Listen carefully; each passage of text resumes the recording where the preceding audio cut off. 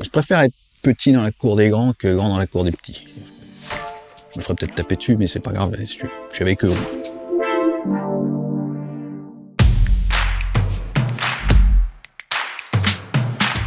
De l'écrire, très accessoirement, de l'orchestrer, et puis diriger un peu la fabrication d'une manière générale. En particulier pour le premier volet d'une trilogie épique comme ça, ce que ça change, c'est qu'il faut envoyer du bois. Je joue la partie de piano, il y a un seul morceau qui a une intervention de piano, donc je l'ai faite. Et puis, il y a tout un tas d'instruments ethniques. Je ne les joue pas de manière traditionnelle. Je les ai eu dans les mains. J'ai l'impression qu'il fallait souffler par ce côté-là. Je me suis démerdé, on est bien d'accord. Si ça se trouve, j'ai tapé sur certains et il fallait souffler dedans. C'est possible. Alors déjà, premièrement, c'est un excellent chef. Deuxièmement, c'est un chef qui a l'habitude de travailler avec l'Orchestre National de Lyon. Moi, je dirige pas très bien. Je sais un peu diriger, mais pas très bien. Là, j'ai fait appel à un chef il veut un truc, il l'obtient avec ça.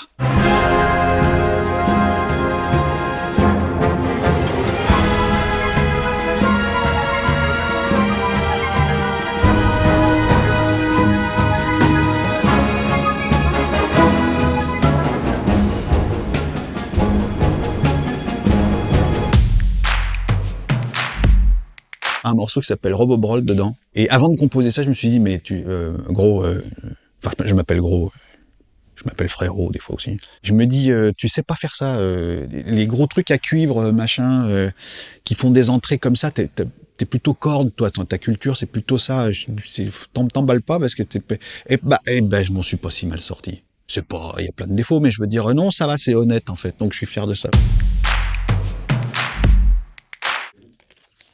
Alors moi, quand je vois mon blaze là et le calico jaune là, je me dis ils sont gourés les gars. Ah bah je crois même que le jour où ils ont mis ma tronche, je suis à côté de John Williams directement. C'est hyper troublant en fait.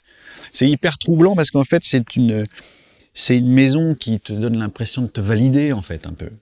Même si je fais un peu Paul Figure au milieu du machin, mais bon, j'y suis. Voilà. Je préfère être petit dans la cour des grands que grand dans la cour des petits.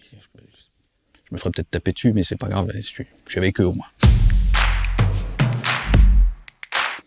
Je me ferais engueuler si je disais ça. Le cinéma est probablement le support le plus populaire pour la musique classique. C'est le médium qui est le plus susceptible de faire tomber des gens amoureux d'une certaine musique classique de temps en temps.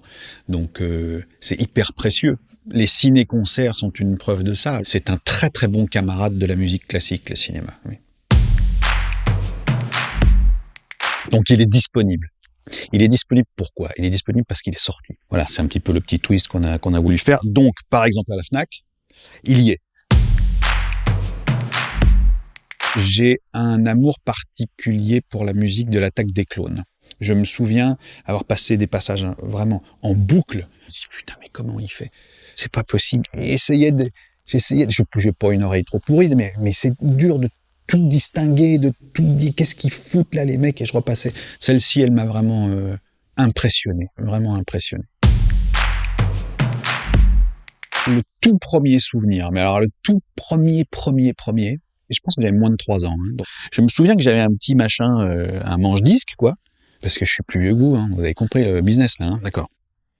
Et la musique qui m'a esbrouffé, c'est la musique du Zorro de Disney.